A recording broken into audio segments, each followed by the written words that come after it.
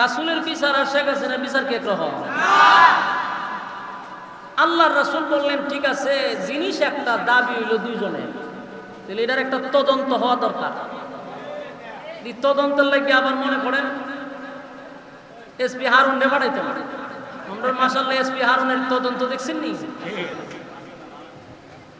তো রাসূল সাল্লাল্লাহু আলাইহি সাল্লাম বলল যে জিনিস একটা, দাবি দুইজনের, তদন্ত না নিয়ে তোর এটা চূড়ান্ত সিদ্ধান্ত নেওয়া যেত না। তুমি আমার দলের এই কারণে যে তোমার প্রতি রায় দিয়ে দিব, এটা ইসলামের বিচার এরকমটা না। রাসূল তদন্ত নিছে, তদন্ত নিয়ে দেখে আসলে জিনিসটা ইহুদি ব্যক্তির, মুসলমানের না। বলুন তদন্ত নিয়ে মালটা কার পাইছে?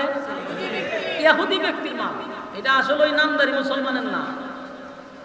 রাসূল রায় দিল যে আমি যতটুকু তদন্ত নিলাম একদম 100% এই মালটা হইল ইহুদির। তাই বিচারের রায় গেছে ইহুদির পক্ষে। মাল পাইল কে?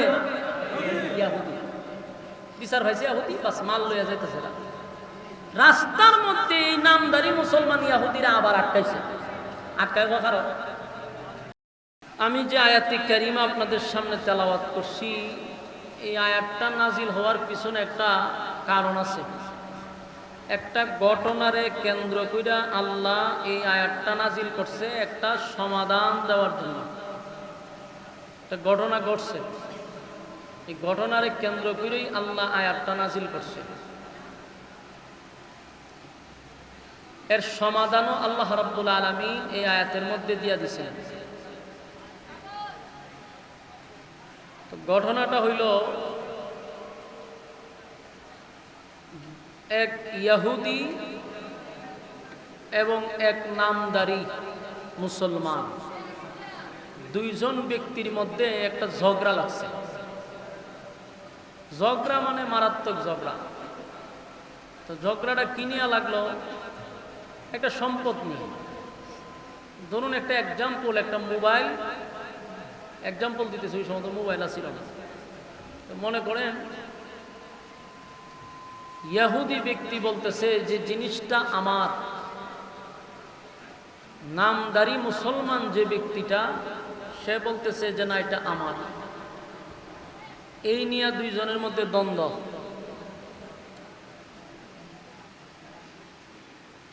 দুইজনের মধ্যে যখন দ্বন্দ্ব শুরু হয়ে গেল, ইহুদি কয় আমার, নামদারি মুসলমান কয় এটা আমার। আমার আমার বললে কি দরবার শেষ হইব নি? শেষ হইত না। মাঝখানে এক ব্যক্তি বলল যে ভাই আপনারা দুইজন দেখলাম অনেকক্ষণ ধরে ঝগড়া করতেছেন, এটার সমাধান কি? বলে ভাই মালটা তো আমার। এই লোক না এটা আমার। তখন শেষে দুইজনের মধ্যে একজনের সমাধান দিল যে একটা কাজ করো, তোমরা দুইজন সারাদিন আমার আমার করলে এটার সমাধান হইত না। ঝগড়া করতে পারবা কিন্তু শেষ হবে না, বরং তোমরা বিচার নিয়ে যে কোনো একজন বিচারকের কাছে যাও, বিচারক যে রায় দিবে এটাই মাইনে নাও। তো নামদারি মুসলমান ব্যক্তিটা ইহুদিরে বলল যে বিচার যদি আমরা দিতে হয় তাহলে বিচার লইয়া যাব রাসূল আরবি সাল্লাল্লাহু আলাইহি সাল্লামের কাছে। তখনকার বিচারক কে? রাসূল আরবি সাল্লাল্লাহু আলাইহি সাল্লাম, উনি বিচারক, দেশের রাষ্ট্রনায়ক। তো নামদারি মুসলমান ভাবলো যে যেহেতু আমি মুসলমান, বিচারক করবেন আমাদের মুসলমান, আমাদের নবী করবে বিচার, এখানে সন্দেহ হওয়ার কিছু নাই। চলো আমরা নবীর কাছে যাব, আল্লাহর রাসূল যে রায় দেয় এটাই মাইনা নিবে। ইহুদি ব্যক্তি বলল যে অসুবিধা নাই, তোমার যেখানে মনে চায় এখানে বিচার লিয়া যাও, তবে তুমি নবীর কথা বলছো এতে আমি খুশি হয়েছি। যদিও আমি মুমিন না, আমি একজন বেঈমান ইহুদি, কিন্তু আমার এটা ইয়াকিন আর বিশ্বাস যে মুসলমানের বিচারটা হয় সঠিক। আমার কথা আপনারা বুঝুননি? আওয়াজ কি স্পষ্ট আপনাদের কান পর্যন্ত যায়নি? মাঝে মধ্যে একটু হা না কইয়েন। এইভাবে যদি বুবার মতো কইয়া থাকেন তাহলে আমার কথা বলার আগ্রহ নষ্ট হয়। আমি মনে করি যারা মনে কথা বুঝতেছেন যে আর একটা কথা বলার আগ্রহটা করতে গাইতো, এই জন্য একটু হু হা একটু কইরেন, এত গুণ হইতো না। কথা বুঝতেছেন? হাতরা হাতরা এই কতক্ষণ ফরবারিতে তা করে আমার সেথায় সাউন্ড বাড়াই দিলে অসুবিধা নেই, আপনারা না বুঝলেও আমারা জানাইবেন। বলুন তো দেখি, দুই ব্যক্তি ঝগড়ার মধ্যে বিচারক কারে বাচ্চা নিছে? রাসূলরে বিচারক বাচ্চা নিছে। প্রতিটা কথা আপনি একটু মনোযোগ দিয়ে যদি শুনেন, আশা করি কথা বুঝবেন। আমার পাশে সাইবুল হাদিসরা বসা, আপনারা কি মনে হয় আমি এনে গিচ্ছা কাহিনী কমো? না, আমি গিচ্ছা কাহিনী কোনো সময় হয়তো শুনছে, আমার মনে হয় না যে আমি জীবনে গিচ্ছা করছি। কাল্পনিক গল্প আমি বলি নাই কোনো সময়। দুই ব্যক্তির ঝগড়ার পরে বিচারক বাচ্চা নিল রাসূল, খুব সুন্দর বিচার লইয়া গেছে রাসূলের দরবারে। বিচার লইয়া গিয়ে বলছে, হুজুর মালটা তো আমার। ইয়াহুদি কয়, হুজুর মাল আমার। নামদারি মুসলমান ব্যক্তি কয়, না হুজুর মালটা তো আমার। তখন বলুন তো দেখি, রাসূলের বিচার আর আমরা বাংলাদেশের শেখ হাসিনার বিচার কি একরকম? শেখ হাসিনার বিচার দেখছি, দর্শন করছে একজনে, মিডিয়ার সামনে দাঁড় করাইছে আরেকটারে। আমি একবারে দর্শকের ছবি দিকে আমার আসক্তি আছে। মহিলার বক্তব্য হইল, মেয়ের বক্তব্য হইল, জোরপূর্বক তারে দইরা দর্শন করছে। পরের দিন মিডিয়ার সামনে যারা খাড়া করছে, এটা পূর্ব চিনে না পশ্চিমও চিনে না, এটা দুই ফাউ দিয়া বালা করে খারিতে পারে না, এর কয় দর্শক, দর্শন কাটে, মানে মোটামুটি একটা বুঝ দিয়া দিছে। তাহলে দর্শন করে এক ব্যক্তি, বিচার করে রাস্তার প্রতিবন্ধীদেরকে। রাসূলের বিচার আর শেখ হাসিনার বিচার কি একরকম? আল্লাহর রাসূল বললেন, ঠিক আছে, জিনিস একটা, দাবি হইল দুইজনের, তাহলে এটার একটা তদন্ত হওয়া দরকার। তদন্তের লাগে আবার মনে করেন এসপি হারুন রে পাঠাইতে পারে। আমরা মাশাআল্লাহ এসপি হারুনের তদন্ত দেখছেন নি? তো রাসূল সাল্লাল্লাহু আলাইহি সাল্লাম বলল যে জিনিস একটা, দাবি দুইজনের, তদন্ত না নিয়ে তোর এটা চূড়ান্ত সিদ্ধান্ত নেওয়া যেত না। তুমি আমার দলের, এই কারণে যে তোমার প্রতি রায় দিয়ে দিব, এটা ইসলামের বিচার এরকমটা না। রাসূল তদন্ত নিছে, তদন্ত নিয়ে দেখে আসলে জিনিসটা ইয়াহুদি ব্যক্তির, মুসলমানের না। বলুন, তদন্ত নিয়ে মালটা কার পাইছে? ইয়াহুদি ব্যক্তির মাল, এটা আসলে ওই নামদারি মুসলমানের না।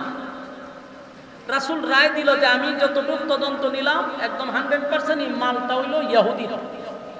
তাই বিচারের রায় গেছে ইয়াহুদির পক্ষে। মাল পাইল কে? ইয়াহুদি। বিচার পাইছে ইয়াহুদি, বাস মাল লইয়া যাইতেছে। রাস্তার মধ্যে এই নামদারি মুসলমান ইয়াহুদিরা আবার আটকাইছে। আটকায় কারণ আমি বিচার মানি না, নাউজুবিল্লাহ, কি বাড়ি গিয়া কইবে বিচার মানি না? যে কইছে বিচারটা করছে কেডা? রাসূল বিচার করছে।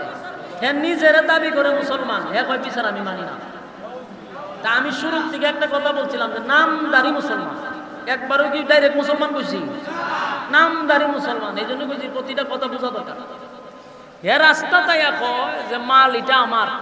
ইয়াহুদি কয়, বেড়া তোর কথা অনুযায়ী বিচারকের কাছে গেলাম, তোর নবীর কাছে গেলাম, তোর নবী বিচার কইরা মালটা দিল আমারে, তুই রাস্তাতে এখন বিচার মানুষ না। এটা কোন ধরনের কথা? বলে হ, বিচার আমি মানি। তখন ইয়াহুদি ব্যক্তি কয়, তখন আমি কি করতাম? আমি বিচার এটা আবার পুনরায় আরেক জায়গায় লইয়া যাবো। আমি পুনরায় বিচার আরেক জায়গায়, হাইকোর্ট থেকে আরো বড় বড় ইয়ে আছে না, আমি একটা না হইলে আরেকটা যাবো, আপিল করবো। আচ্ছা, ইয়াহুদি ব্যক্তির জিজ্ঞাসা, আচ্ছা ক, আগের বিচারক তো তুই নির্বাচন করছ, এখন যে তুই আরেকজনের কাছে বিচার লইয়া যাবে, তোর বিচারকের নামটা আমি একটু শুনতে পারি? ওহ, আমি যার কাছে বিচার লইয়া যাবো উনি হলেন হযরত উমর রাদিয়াল্লাহু তাআলা আনহু। ওই কে কইছে? নামদারি মুসলমান, আবার বিচারক সে নিজেই নির্বাচিত করছে, উমরের কাছে বিচার লইয়া যাবে। ইহুদি ব্যক্তির কথা হইল যে মাল যেহেতু এটা আমার, তা আমি ইহুদি হইলেও আমার মুসলমানের প্রতি বিশ্বাস আছে, আর বিচারটা হয় সঠিক বিচার। মুসলমানের বিচার সঠিক বিচার।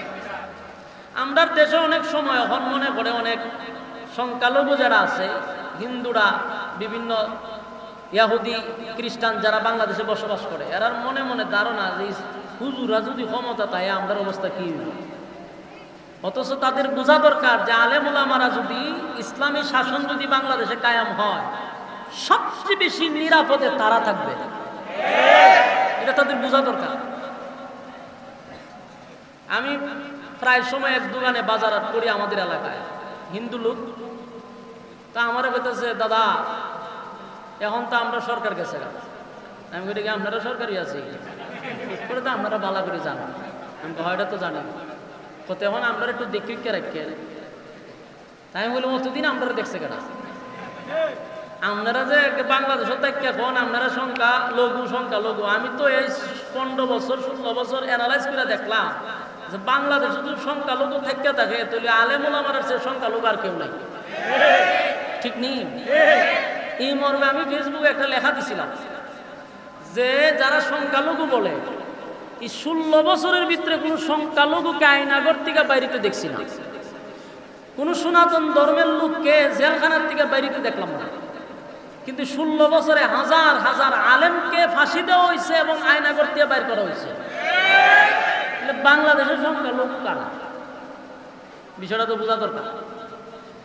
আমি তাদের উদ্দেশ্যে বলবো, যদি ইসলাম ক্ষমতায় আসে তাহলে সর্বদলীয় এবং বাংলাদেশের যত ধর্মীয় এখানে বসবাস করে যে কোনো ধর্মের হোক, সবচেয়ে বেশি নিরাপদ হবে যদি বাংলাদেশে ইসলামী হুকুমত কায়েম হয়। কারণ ইসলাম আমাদেরকে শিক্ষা দিচ্ছে। আপনারা দেখছেন যখন চতুর্দিক দিয়া এই স্বৈরাচারী সরকারের লোকেরাই মন্দির ভাঙছে, এরাই মন্দির ভাঙ্গা চাইছিল আমাদের উপরে অপবাদ দেওয়া, কিন্তু আমাদের মাদ্রাসার ছাত্ররা রাত জায়গা জায়গা মন্দির পাহারা দিছে। আর আমাদের সনাতন ধর্মের ভাইয়েরা ওই বর্ডারের পারে গিয়া এরা বাপের কাছে গিয়ে খান দেয় যে আমরা বাঁচান, আমরা মারতেছে, আমরা অত্যাচার করতেছে। এই যে কান্নাকাটি তোমরা করলা, তোমরা মন্দির সুন্দির ভেঙে লাইতেছে, তোমরা মানুষের কাছে কান্নাকাটি করে শোনাইছো মিডিয়ারে, তো এখন যে তোমরা দাদা বাবুরা পানি দিয়া মন্দির ডুবাই লাইলো, এখন কান্দো না করে। এই যে রাতের আধারে পানি ছাড়ছে, অসংখ্য মন্দির তো পানির তলে, তখন বর্ডারে কিনারে গিয়ে কান্দোস না করে। সুখে থাকলে বলে ভূতে কিনা। হ্যাঁ, বাংলাদেশে হিন্দুরা জামায়ানা হালতে আছে, এত সুখ সহ্য হয় না, ভূতে কিলাইতেছে। তো সম্মানিত শুধু ইহুদি ব্যক্তির ধারণাটা হইল যে বিচার যেই করুক, আমার বিশ্বাস আর একই হলো মুসলমানের বিচারটা হয় সঠিক। তেনে এখন তুই যেখানে সেখানে যাব না, নামদারি মুসলমান ব্যক্তি কয় বিচার পছন্দ হয়েছে না, আমি পুনরায় বিচার লইয়া আবার উমরের কাছে যাব।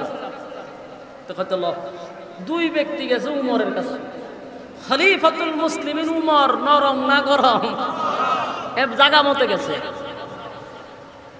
উমর রাদিয়াল্লাহু তাআলার কাছে গিয়া কইতেছে হুজুর আমরা একটা বিচার লই আইছি, আপনি এটার সমাধান দিলে আমরা মেনে নিব। উমর রাদিয়াল্লাহু তাআলা কইতে ঠিক আছে, তো তোমার সমস্যাটা কি বলো। এর মধ্যে ইহুদি ব্যক্তি কয় হুজুর দাঁড়ান, আমার একটা কথা আছে। বলে তোমার কি কথা? বলে এই বিচার আপনার কাছে আসার আগে আপনার নবী মুহাম্মদুর রাসূলুল্লাহ সাল্লাল্লাহু আলাইহি সাল্লামের কাছে বিচার লইয়া যাওয়া হয়েছে, আপনার নবী রায় দিছে, মালটা আমার, বিচারের রায় আমার প্রতি আসছে, কিন্তু আপনারা মুসলমান ব্যক্তির আপনার নবীর বিচার মানে না। কার কাছে কইছে বুঝুন না আপনারা? হযরত খলিফাতুল মুসলিমিন উমর নামদারি মুসলমান ব্যক্তিরে জিগাইল ঘটনা কি সত্য রে? জি সত্য। তো তার মানে এই বিচার আগে রাসূলের কাছে গেছে? বলে জি। রায় দিছে কারে? বলে হে রে। তো তুই আমার কাছে আইছত কে রে? বলে না, আপনার বিচারটা আমার দরকার। তোদের ঠিক আছে, জায়গা মতো আইছস, তো তোরা দুইজনই কেন খারো, আমি একটু ঘর থেকে আই। হযরত উমর ঘরের ভিতরে ঢুকছে, ঢুইকা একটা কুলা তরবারি হাতে নিছে, হাতে নিয়ে দরজার সামনে দুই ব্যক্তির মাঝখানে দাঁড়াইছে। দাঁড়ায়া বলছে রাসূল আরবি সাল্লাল্লাহু আলাইহি সাল্লাম বিচার করার পরে যার পছন্দ হয় না, পুনরায় বিচার নিয়ে আমি উমরের কাছে আসছে সমাধানের জন্য। আমি উমরের রায় হলো তার বডির থেকে মাথা আলাদা করে দেওয়া। একটা সেট মারছে, একটা ডাইরেক্ট বডির থেকে মাথা উড়াই দিছে। এই হলো উমরের বিচার। আপনারা আমার কথা বুঝে? এর রাসূলের বিচার পছন্দ হয়েছে, আইসি উমরের কাছে। তো উমরে কয় আমার বিচার হইলো তোর বডির থেকে মাথা আলাদা করে দেওয়া। আলাদা করে দিছে, এক সেট মারছে, জাগাত শেষ। তো ঘটনা শেষ না? না, শেষ না, তো খালি শুরু হয়েছে। ঘটনা কি হয়েছে? খালি শুরু হয়েছে। আপনারা শোনার ধৈর্য আসেনি, আপনারা লক্ষণ খুব খারাপ দেখতেছে, লড়াচড়া বকর সকর ভাল লাগতেছে না? মনোযোগ দিয়ে শুনেন। হযরত উমর কিন্তু বিচারের রায় দিছে কিভাবে? বডির থেকে কল্লা আলাদা করে নিছে।